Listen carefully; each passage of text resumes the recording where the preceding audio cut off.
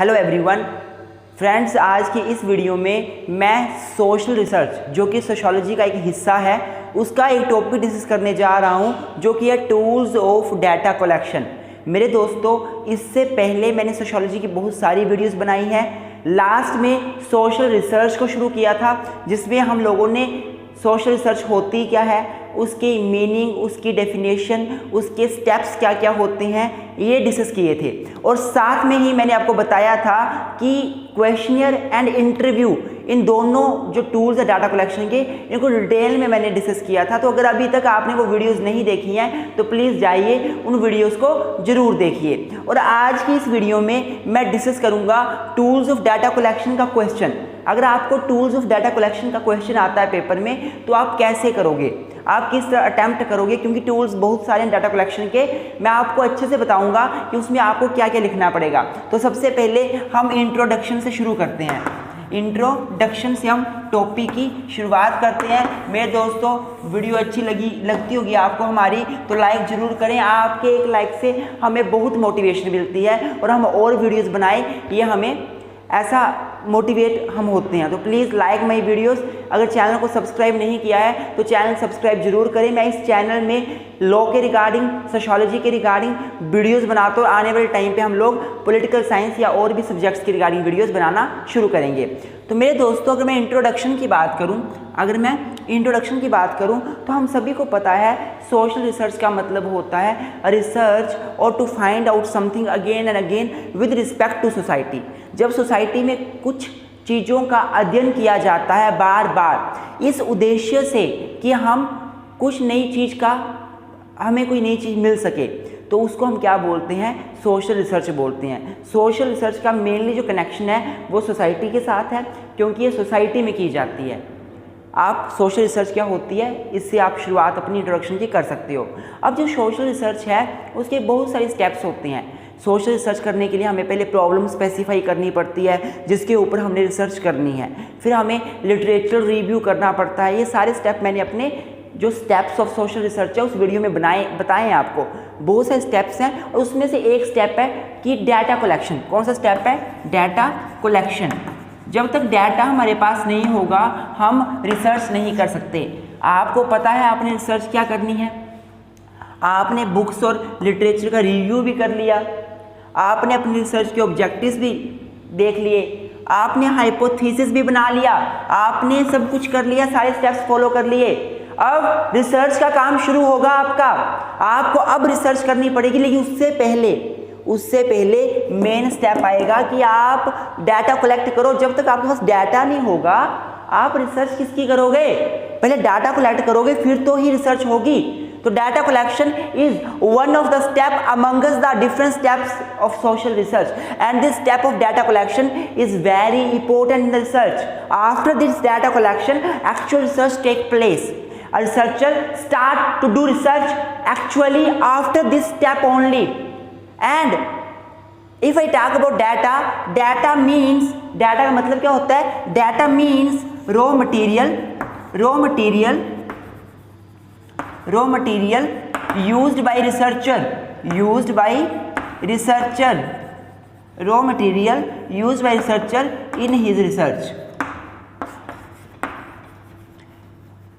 क्या होता है हमारा डाटा कलेक्शन, क्या होता है हमारा डाटा का मतलब होता है एक रॉ मटेरियल, एक कच्चा माल, रॉ मटेरियल जिसका यूज कौन करता है? रिसर्चर करता है। किसमें करता है? अपने रिसर्च में। डाटा क्या होता है? एक रॉ मटेरियल होता है जिसका यूज रिसर्चर करता है अपने रिसर्च में। आप ये भी इंट्रोडक्शन में लिखोगे।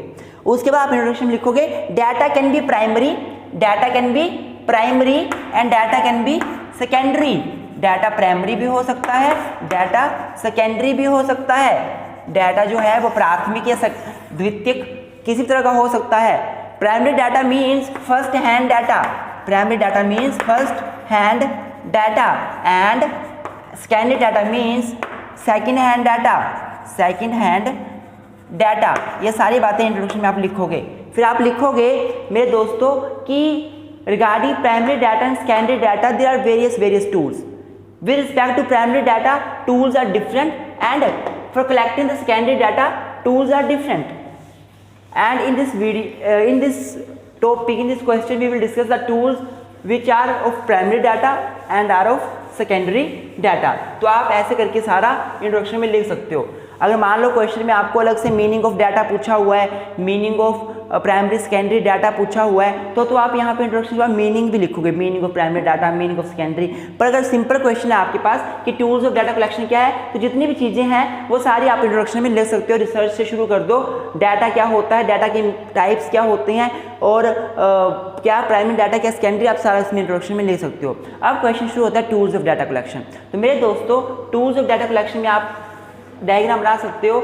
डाटा प्राइमरी भी होता है और डाटा सेकेंडरी भी होता है।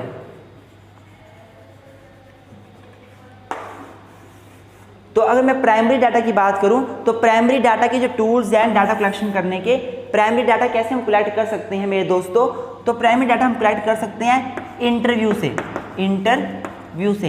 इससे पहले आपको पता होना चाहिए प्राइमरी डाटा होता क्या है। मेरे दोस्तों प्राइमरी डाटा का मतलब क्या होता है, जब एक रिसर्चर खुद अपनी मेहनत से, खुद अपने एफर्ट से डाटा कलेक्ट करता है, फर्स्ट हैंड इंफॉर्मेशन कलेक्ट करता है, खुद अपने आप पहली बार वो इंफॉर्मेशन कलेक्ट कर रहा है अपनी रिसर्च के लिए, ऐसा डाटा होगा प्राइमरी डाटा। लेकिन जब वो प्राइमरी डाटा इकट्ठा हो गया उस बंदे की हेल्प से, उसके एफर्ट से, और वो डाटा किसी दूसरे ने यूज कर लिया, डाटा कोई एक पर्सन कलेक्ट कर रहा है पर उसका यूज करने वाला कोई दूसरा पर्सन है, तो ऐसा डाटा होगा हमारा सेकेंडरी डाटा। आई होप आपको डिफरेंस समझ आ रहा होगा। प्राइमरी डाटा वो डाटा होता है जो एक person, if a person collects the data, researcher collects the data himself first time from the source directly, जाकर खुद पर्सन से इंटरव्यू लेगा, जाके खुद बंदों से क्वेश्चन करेगा, जाके खुद उनसे शेड्यूल बनवाएगा, खुद जाके काम कर रहा है, सर्वे करेगा। एक रिसर्चर खुद वो काम कर रहा है, फर्स्ट हैंड पहली बार कर रहा है, डायरेक्टली लोगों से कर रहा है, डायरेक्टली सोर्सेज से कर रहा है, तो वो प्राइमरी डाटा होगा।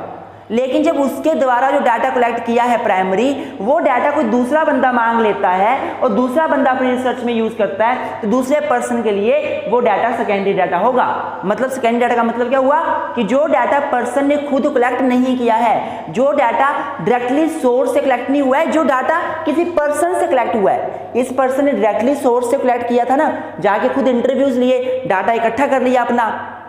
इसने क्या किया, इसने इससे डाटा मांग लिया। ये डायरेक्ट सोर्स के पास नहीं गया, डायरेक्ट लोगों के पास इंटरव्यूज लेने नहीं गया, डायरेक्ट लोगों के पास क्वेश्चनर बनवाने नहीं गया, डायरेक्ट लोगों के पास सर्वे करने नहीं गया, बल्कि इसने इस बंदे से डाटा मांग लिया। जो प्राइमरी डाटा था वो सेकेंडरी डाटा बन जाएगा। तो आई होप आपको प्राइमरी डाटा और सेकेंडरी डाटा का पता चल गया होगा होता क्या है। अगर मैं प्राइमरी डाटा के टूल्स की बात करूं, प्राइमरी डाटा कैसे कलेक्ट हो सकता है, तो टूल्स क्या क्या है। सबसे पहला टूल्स है प्राइमरी डाटा का इंटरव्यू। दूसरा जो टूल है प्राइमरी डाटा का वो है क्वेश्चनियर। तीसरा है शेड्यूल। फोर्थ है सर्वे।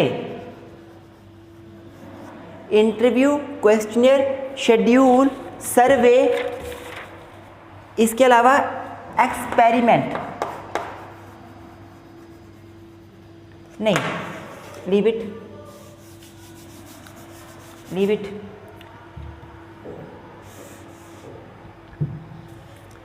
ऑब्जर्वेशन।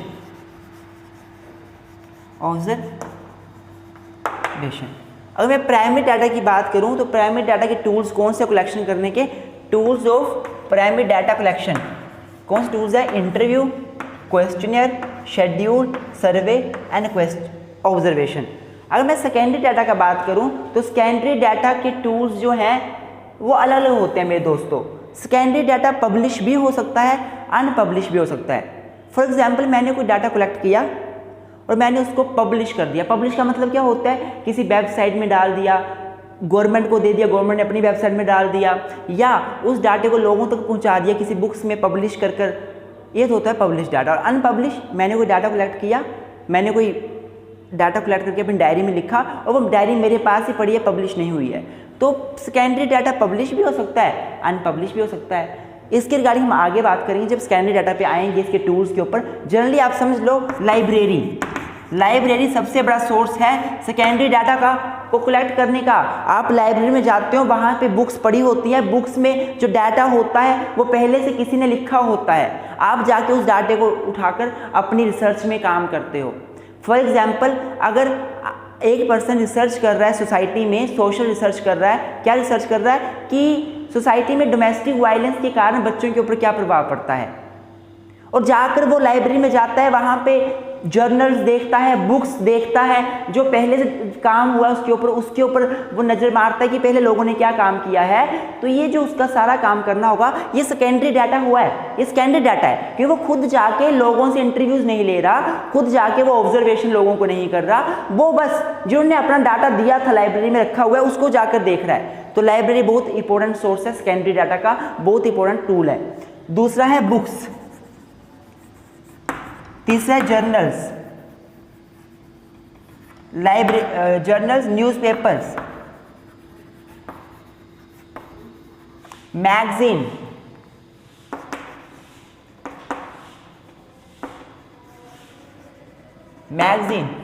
मैगजीन के अलावा TV, radio, internet, television, radio, और इसके अलावा आप government data, government statistics.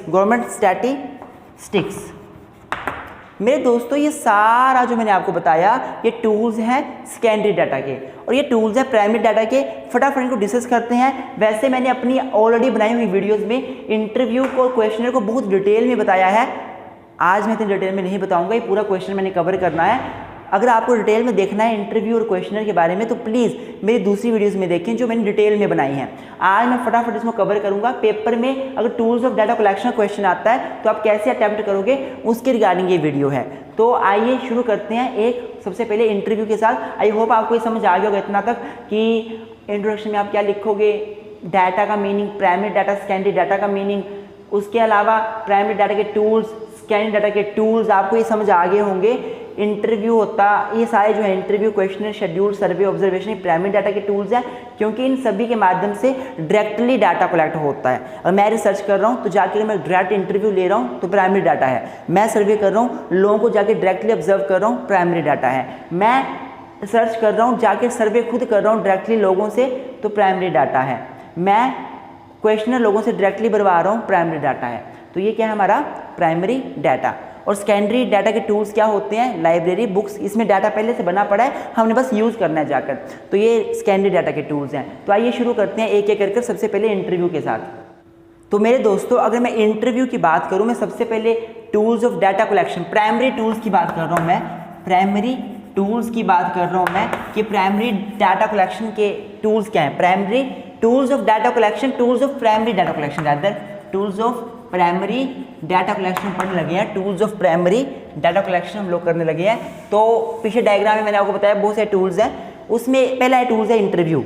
Detail में मैंने ऑलरेडी बता रखा है, आज मैं फटाफट बताऊंगा। इंटरव्यू होता क्या है, interview is that method of data collection in which one person called interviewer, one person called interviewer, एक व्यक्ति जिसको इंटरव्यूअर बोला जाता है, ask the question from other person, ask the questions from other person called interviewing,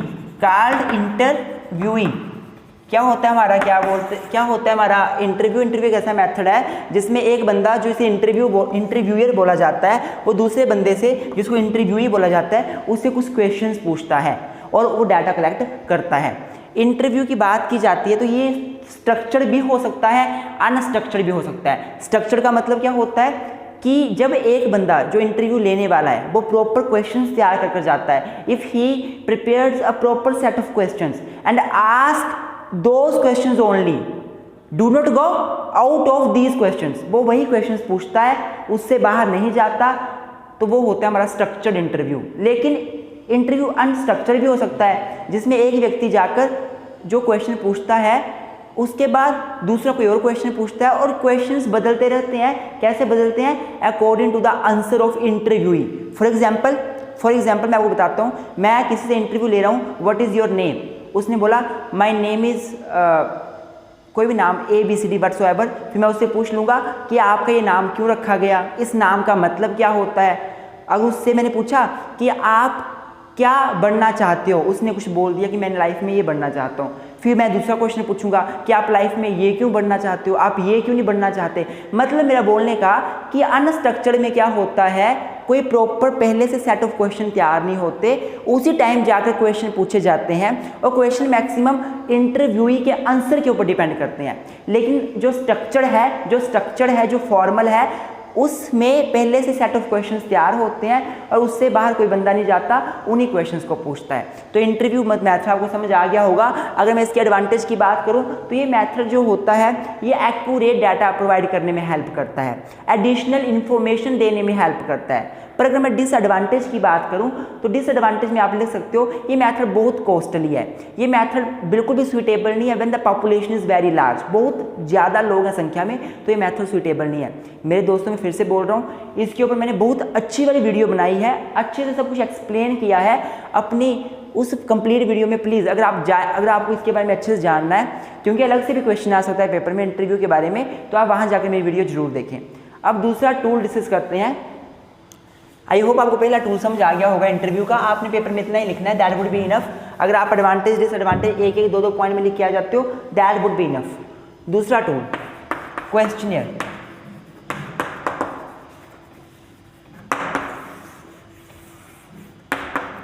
अगर मैं questionnaire की बात करूं तो मेरे दोस्तों, questionnaire is a second tool which is used for collecting the primary data. अगर पर्सन को प्राइमरी डाटा कलेक्ट करना है तो क्वेश्चनियर दूसरा टूल है। अब क्वेश्चनियर होता क्या है, मैंने इसके ऊपर अच्छी सी वीडियो बनाई है, बहुत लंबी वीडियो बनाई है, सब कुछ डिस्कस किया उसमें। प्लीज़ अगर आपको अच्छे से जानना है तो आप वहाँ जाएं, वहाँ वीडियो पक्का देखें। मैं यहाँ पे फटाफट मेन सा बता देता हूँ। क्वेश्चन एक ऐसा टूल होता है जिसमें एक पर्सन कुछ सेट ऑफ क्वेश्चंस तैयार करता है और वो दूसरे पर्सन को देता है, जो रिसर्चर होता है जिसने रिसर्च करनी है, जो डाटा कलेक्ट करना चाहता है, वो क्वेश्चंस तैयार करता है, सेट ऑफ क्वेश्चंस तैयार करता है और दूसरे पर्सन को दे देता है वो क्वेश्चन का सेट। चाहे वो जाके हाथों में उसको वो प्रिंट आउट दे दे या उसको मेल में फॉरवर्ड कर दे, व्हाट्सएप में फॉरवर्ड कर दे, कहीं भी फॉरवर्ड कर दे, और उसको बोला जाता है कि आप इस क्वेश्चनर को भरकर हमें दीजिए। उस क्वेश्चनर में क्या लिखे होते हैं, बहुत सारे क्वेश्चंस लिखे होते हैं और जो पॉपुलेशन होती है, जो लोग होते हैं, जो जनता होती है, उन्होंने उस क्वेश्चंस में टिक करने होते हैं। तो this method is known as the questionnaire method. In this method one person who is researcher prepares the set of questions and send them through email or in hard copy to the respondents, and respondents have to tick on answer what they think fit according to question. This is about the questionnaire. अगर मैं questionnaire की बात करूं तो मेरे दोस्तों, questionnaire open ended भी हो सकता है, क्लोज एंडेड भी हो सकता है। ओपन एंडेड भी हो सकता है और क्लोज एंडेड भी हो सकता है। ओपन एंडेड क्वेश्चनर क्या होता है मेरे दोस्तों, ओपन एंडेड का मतलब होता है कि जिसको क्वेश्चनर वो भेजा जा रहा है वो फ्री होगा किसी भी तरह से आंसर करने में, उसे कोई रेस्ट्रिक्शन नहीं है। अगर एक व्यक्ति बहुत से क्वेश्चंस बनाता है, लिखता है आप हमें बताइए कि हम अपने डिपार्टमेंट को कैसे सुधार सकते हैं, तो कैसे सुधार सकते हैं वो एक या दो वर्ड्स में नहीं बताएगा, हाँ या ना में आंसर नहीं देगा, वो काफ़ी बड़ा लिखेगा उसमें। जब ओपन एंडेड क्वेश्चन होते हैं तो उसमें क्या होता है, बंदा अपना आंसर किसी तरह से दे सकता है, कोई उसमें रिस्ट्रिक्शन नहीं होती। पर अगर क्लोज एंडेड में क्वेश्चंस की बात करूँ तो क्लोज एंडेड क्वेश्चंस कौन से होते हैं, जिसमें आंसर यस या नो में दिया जाता है। Are you agree that our college is good, yes no, क्या तुम एग्री हो कि हमारा कॉलेज अच्छा है, हाँ या नहीं। Are you satisfied, yes no. जब यस या नो में आंसर देना है तो हमारा होता है, जब एक वर्ड में आंसर देना है यस या नो में, तो वो तो होता है हमारा क्लोज एंडेड। और ओपन एंडेड में जब लंबे आंसर दिए जाते हैं, अपने एडिशनल इन्फॉर्मेशन भी दी जा सकती है। तो आप ये बातें भी इसमें लिख सकते हो। क्वेश्चनर में, क्वेश्चनर जो होता है, एक अच्छा क्वेश्चनर कैसा होना चाहिए वो भी लिख सकते हो आप, वो भी आप लिख सकते हो कि एक अच्छा क्वेश्चनर कैसा होना चाहिए। अच्छे क्वेश्चनर में कम क्वेश्चन होने चाहिए, सिंपल क्वेश्चन होने चाहिए, नेगेटिव क्वेश्चन नहीं होने चाहिए, कम क्वेश्चंस होने चाहिए, लेंथी क्वेश्चंस नहीं होने चाहिए, तभी ये क्वेश्चनर अच्छा बनता है। तो मेरे दोस्तों, ये सारी बातें आप क्वेश्चनर में लिख सकते हो। ये सेकंड टूल है डाटा कलेक्शन का, फिर से बता रहा हूँ। अगर वीडियो आपने अच्छे से जानना है, ये टूल्स ऑफ डाटा कलेक्शन जो कि क्वेश्चनर है, तो मेरी वीडियो बनी पड़ी है, उसको देखें। और अगर हाँ आपको ये वीडियो अच्छी लग रही हो तो प्लीज़ लाइक जरूर कर दें। अगर लाइक ना किया हो तो अभी लाइक कर दें। मेरे चैनल को अगर सब्सक्राइब नहीं किया है तो अभी कर दें प्लीज़। मेरे दोस्तों क्वेश्चनर के एडवांटेज डिसएडवांटेज में आप एक एक दो पॉइंट में लिख सकते हो। इकट्ठा क्वेश्चन आएगा बहुत बड़ा, तो आप कितना लिखोगे। एडवांटेज में आप ये लिख सकते हो कि जो क्वेश्चनर है वो लार्ज पॉपुलेशन में बहुत हेल्पफुल होता है। जब बहुत बड़ी पॉपुलेशन है, सभी को क्वेश्चन दे दिए, वो आंसर कर हमें वापस कर देंगे, जल्दी काम हो जाएगा। टाइम सेविंग मेथड भी है, जल्दी काम हो जाता है। इंटरव्यू में तो बहुत टाइम लगता है, एक पर्सन से इंटरव्यू लेना पड़ता है, टाइम कंज्यूमिंग मेथड है इंटरव्यू। क्वेश्चनर जल्दी काम खत्म कर देता है। लेकिन डिसएडवांटेज भी है। डिसएडवांटेज क्या है कि लोग इन्फॉर्मेशन सही नहीं देते, लोग बोरिंग फील करते हैं, लोग बहुत बार क्वेश्चन रिस्पॉन्स ही नहीं आता, लेस रेट ऑफ रिस्पॉन्स होता है, हाई रेट ऑफ रिस्पॉन्स नहीं होता, लेस रेट ऑफ रिस्पॉन्स, लोग रिस्पॉन्स ही नहीं करते हैं। वो क्वेश्चनर को लेते हैं, फाड़ कर फेंक देते हैं, कोई रिप्लाई नहीं करते। तो ये कुछ डिसएडवांटेज भी हैं। तो ये सारी बातें आप इसमें लिख सकते हो। आइए अब अगला मैथड डिस्कस करते हैं, दैट इज शेड्यूल।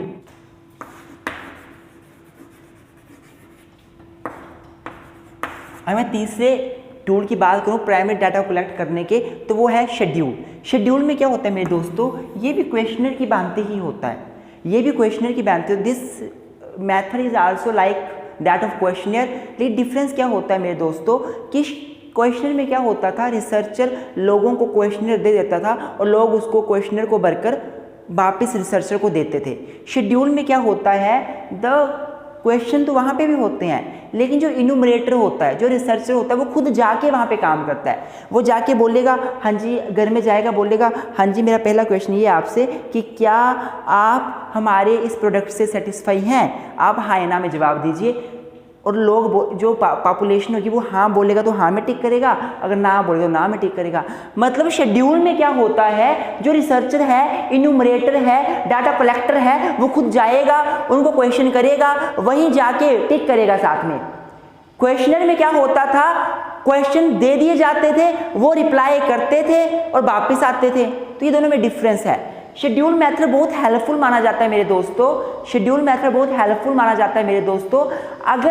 अगर पॉपुलेशन अनपढ़ हो, पॉपुलेशन इलिटरेट हो, पॉपुलेशन अनएजुकेटेड हो, क्यों हेल्पफुल माना जाता है? क्योंकि क्वेश्चनर में क्या होता था, अगर पॉपुलेशन अनएजुकेटेड होती थी तो उनको क्वेश्चनर दिया जाता था, पर वो उसकी कोई केयर नहीं करते थे, वो उस क्वेश्चनर को फेंक देते थे, उनको पता ही नहीं चलता था क्वेश्चंस क्या लिखे हुए हैं, उनके आंसर क्या दे सकते हैं, वो होता क्या है। पर शेड्यूल में enumerator, researcher, collector of data खुद जाएगा, क्वेश्चन पुट करेगा, उनको बताएगा ये क्वेश्चन है मेरा, लोग समझेंगे, अनपढ़ हो फिर भी समझेंगे और वो अपनी लैंग्वेज में जवाब दे देंगे और उसमें वो टिक कर लेगा क्वेश्चनर में, शेड्यूल के मेथड में। तो this method is very helpful when the population is illiterate. Questionnaire में क्या था, इलिटरेट पॉपुलेशन में क्वेश्चनर का यूजफुल नहीं होता था, मैंने अपनी बड़ी वाली वीडियो में बताया है मेरे दोस्तों। तो this is about the questionnaire. और क्वेश्चनर शेड्यूल में डिफरेंस यही है कि क्वेश्चनर में क्वेश्चंस जो है उसके सेट लोगों को दे दिए जाते हैं, रिस्पोंडेंट्स को दे दिए जाते हैं और वो रिप्लाई करते हैं। शेड्यूल में क्या होता है, वो खुद जाके टिक मार्क करता है उस पर। तो आई होप आपको ये समझ आ गया होगा। इसके अलावा फोर्थ जो हमारा एक मेथड है टूल्स ऑफ डाटा कलेक्शन का, वो है हमारा method fourth is observation. Observation is very effective method of tool of data collection which is primary data.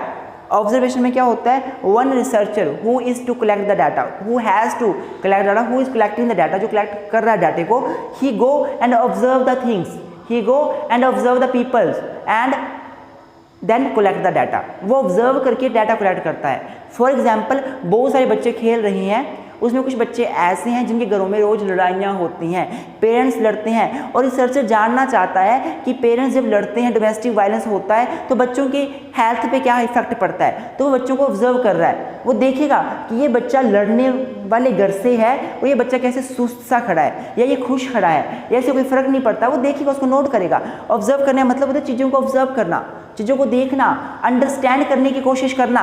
तो मेरे दोस्तों, observation is also very helpful method for data collection which is primary data, and this method is also used when the population is very large. Population is very large. जब population बहुत large हो, बहुत बड़ी population हो, लाखों लोगों की संख्या में हो लोग, या फिर बहुत सारे बच्चे हो, एक एक से इंटरव्यू नहीं ले सकते, तो वहाँ जाके ऑब्जर्व करके हम डाटा कलेक्ट कर सकते हैं। इसके कुछ ड्रॉबैक्स भी हैं, कुछ इसकी डिसएडवांटेज भी हैं कि डाटा बहुत बार गलत भी कलेक्ट हो जाता है, बहुत बार डाटा रॉन्ग कलेक्ट हो जाता है। और ऑब्जर्वेशन में क्या होता है, एक पर्सन जो किसी का बिहेवियर ऑब्जर्व कर रहा है, हो सकता है उसी पर्सन का बिहेवियर दूसरे टाइम पर कुछ और तरीके से हो और दूसरा रिसर्चर उसको किसी और तरीके से ऑब्जर्व कर रहा हो, मतलब उसके बारे में कुछ और प्रिजम्पशन लेकर आए।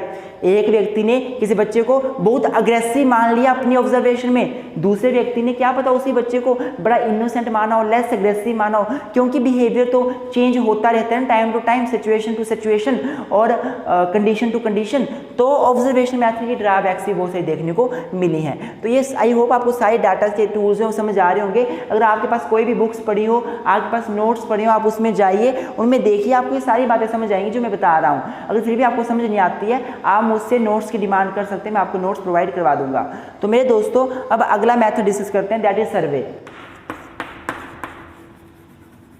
अगर मैं सर्वे की बात करूँ मेरे दोस्तों, अगर मैं सर्वे की बात करूँ तो this is method which is very important method for collecting the primary data at that time when population is very large. जब पॉपुलेशन बहुत लार्ज हो, पॉपुलेशन का मतलब है यहाँ पे जिससे हमें डाटा कलेक्ट करना है, बहुत बड़ी संख्या में पॉपुलेशन हो तो सर्वे यूज़ किया जाता है। सर्वे का मेथड का मतलब क्या होता है, जब डाटा कंसिस्टेंट वे में इकट्ठा किया जाता है, कंसिस्टेंट लगातार कंसिस्टेंट वे में, आज डाटा शुरू हुआ, लगातार हम डाटा कलेक्ट करेंगे लगातार अबाउट 1 ईयर तक, तो वो होता है सर्वे। सर्वे करना जाकर, जैसे हमारी पॉपुलेशन का सर्वे किया जाता है, कितनी पॉपुलेशन है इंडिया की, तो हर कुछ पर्टिकुलर पीरियड ऑफ टाइम 10 साल के बाद जो है वो सर्वे किया जाता है। उस सर्वे में 3-4 महीने, 5-6 महीने, साल भी लग जाता है और पूरी डाटा को इकट्ठा कलेक्ट कर लिया जाता है एक बार।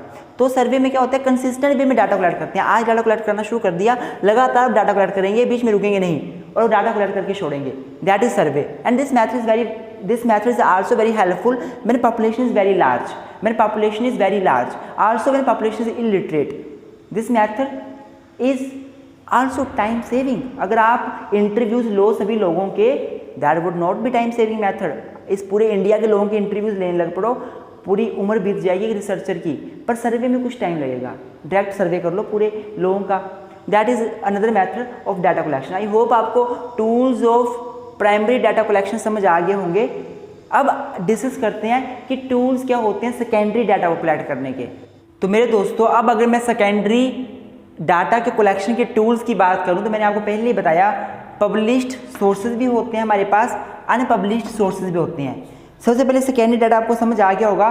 सेकेंडरी डाटा का मतलब होता है जो पर्सन जाकर खुद पर्सनली फर्स्ट हैंड कलेक्ट नहीं करता, लेकिन वो पहले से कलेक्ट हुआ होता है, वो उसका बस यूज़ करता है। जब एक व्यक्ति किसी ऑलरेडी एग्जिस्ट डाटा का यूज़ करे, वो सेकेंडरी डाटा होता है उसके लिए। हाउएवर प्राइमरी होता है किसी और के लिए जिसने कलेक्ट किया था, पर सेकेंडरी बन जाता है उसके लिए जो उसे अब यूज़ कर रहा है। उसे खुद कलेक्ट नहीं किया बट वो यूज़ कर रहा है। तो सेकेंडरी डाटा पब्लिश्ड भी हो सकता है, अनपब्लिश्ड भी हो सकता है। तो पब्लिश्ड के अलग से सोर्सेज हैं, अनपब्लिश्ड के अलग से सोर्सेज हैं। तो पब्लिश्ड की बात करते हैं पहले कि पब्लिश्ड जो डाटा पब्लिश हो चुका है, पब्लिश होने का मतलब क्या है, लोगों में फैल चुका है, लोगों तक पहुंच चुका है, पब्लिकली वो उसका पब्लिशन हो गया है, वो होता है पब्लिश डाटा। तो सबसे पहले गवर्नमेंट पब्लिकेशंस, आपने देखा होगा गवर्नमेंट की साइट्स होती हैं, ऑफिशियल साइट्स, डिपार्टमेंट्स होते हैं बहुत सारे गवर्नमेंट के, उनकी ऑफिशियल्स जो डिपार्टमेंट की साइट्स होती हैं, उन साइट्स में बहुत सारा डाटा दिया गया होता है, वो डाटा पब्लिश डाटा होता है, वो डाटा गवर्नमेंट पब्लिकेशंस में होता है, पब्लिश डाटा होता है और वो सेकेंडरी डाटा का सोर्स होता है। आप वुमेन एम्पावरमेंट के डिपार्टमेंट में जाओ, वहाँ पे बहुत सारा डाटा दिया होगा, कितनी महिलाओं के साथ क्या डोमेस्टिक वायलेंस हो रहा है या वुमेन्स की एम्पावरमेंट कैसे हो रही है, कुछ भी डाटा किसी रिसर्चर ने कलेक्ट किया होगा, फर्स्ट हैंड वहाँ पड़ा होगा। वहाँ से यूज़ कर आप क्या कीजिए, वहाँ से यूज़ कर आप उस डाटे का इस्तेमाल कर सकते हो। वो आपके लिए सेकेंडरी होगा क्योंकि आपने खुद कलेक्ट नहीं किया, लेकिन पब्लिश डाटा था और वहाँ पर गवर्नमेंट की साइट में पड़ा हुआ था। आप गवर्नमेंट की साइट में किसी भी डिपार्टमेंट में चले जाइए, फॉर एग्जाम्पल आप लेबर वेलफेयर के डिपार्टमेंट में चले जाइए, वहाँ पे लेबर्स के रिगार्डिंग डाटा पड़ा होगा, तो पब्लिकेशन डाटा पब्लिक हो गया, वो लोगों तक पहुँच गया है, ऑफिशियल साइट्स में पड़ गया गवर्नमेंट की। दूसरा semi public, semi government publication. अब देखिए हमारे एरिया में आसपास आप देखते होंगे म्यूनिसिपैलिटीज होती हैं, पंचायत होती हैं वो बर्थ का रिकॉर्ड मेंटेन करती हैं, वो डेथ का रिकॉर्ड मेंटेन करती हैं। और ये बर्थ और डेथ का जो रिकॉर्ड मेंटेन किया गया है वो भी डाटा तो है, वो डाटा ही तो है, और उसका यूज़ करके आप रिसर्च कर सकते हो, वो सेकेंडरी डाटा होगा। सेमी गवर्नमेंट में कौन आ जाएंगे, हमारी म्यूनिसिपैलिटी आ जाएगी, म्यूनिसिपल कॉर्पोरेशंस आ जाएंगे, पंचायत आ जाएगी, जिला परिषद, जितने भी अथॉरिटीज़ हैं जो गवर्नमेंट नहीं होती, पूरी सेमी गवर्नमेंट होती हैं, ऑटोनोमियस मानी जाती है किस हद तक, उनका भी डाटा हम सेकेंडरी डाटा में ले सकते हैं। और ये भी सोर्स है हमारा पब्लिकेशन का, पब्लिश्ड डाटा का, सॉरी। तीसरा, reports of committees and commission. बहुत से कमेटीज़ बनती हैं, वर्मा कमेटी हमारे देश में बनी थी, इसके अलावा और भी बहुत सारी कमेटीज़ टाइम टू टाइम बनी हुई हैं। कोई शेड्यूल कास्ट के रिगार्डिंग बनी है कमेटीज़, कोई ओबीसी के रिगार्डिंग कमेटीज़ बनी थी, कमीशंस बने हुए हैं, Mandal commission, law commission of India. ये रिपोर्ट्स अपनी सबमिट करते हैं गवर्नमेंट्स को। जब रिपोर्ट सबमिट करते हैं वो रिपोर्ट को पब्लिश किया जाता है, गवर्नमेंट के ऑफिशियल साइट में डाला जाता है। लॉ कमीशन, फॉर एग्जांपल मैं लॉ कमीशन का एग्जांपल देता हूँ। लॉ कमीशन ऑफ इंडिया ने डेथ पेनल्टी के ऊपर बहुत सारी रिपोर्ट्स तैयार करी हैं। 262 रिपोर्ट 2015 में तैयार करी है और वो सारी पब्लिश है। वो आप जाओ लॉ कमीशन की साइट में, डेथ पेनल्टी की रिपोर्ट्स लिखो, वहाँ वो आ जाएगी। 187th report on the execution of death penalty के ऊपर है।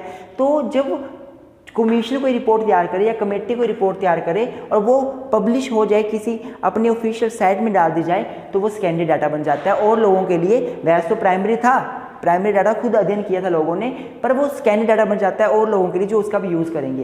तीसरा, publication of the trade association. बहुत सारे ट्रेड एसोसिएशन अपनी पब्लिकेशंस करते हैं, अपनी रिपोर्ट्स तैयार करते हैं। वैसे ही पब्लिकेशंस ऑफ रिसर्च इंस्टीट्यूट, बहुत सारे इंस्टीट्यूट होते हैं, यूनिवर्सिटीज़ होती हैं जहाँ पे लोग रिसर्च करते हैं और रिसर्च का अपना एक थीसिस लिखते हैं, उस थीसिस को पब्लिश करते हैं। वैसे ही इंटरनेशनल पब्लिकेशन है, हमारे यूनाइटेड नेशन ऑर्गेनाइजेशन है, WTO वर्ल्ड ट्रेड ऑर्गेनाइजेशन है, वर्ल्ड हेल्थ ऑर्गेनाइजेशन है, ये सारे अपनी अपनी रिपोर्ट्स देते हैं, उनको पब्लिश करते हैं। ये सारा डाटा जो हमें मिलेगा इनकी ऑफिशियल साइट्स पे, ये डाटा हमारा सेकेंडरी डाटा का सोर्स होगा। ये डाटा सारा हमारा सेकेंडरी होगा, जो बंदा इसको यूज़ करेगा वो उसके लिए सेकेंडरी डाटा माना जाएगा।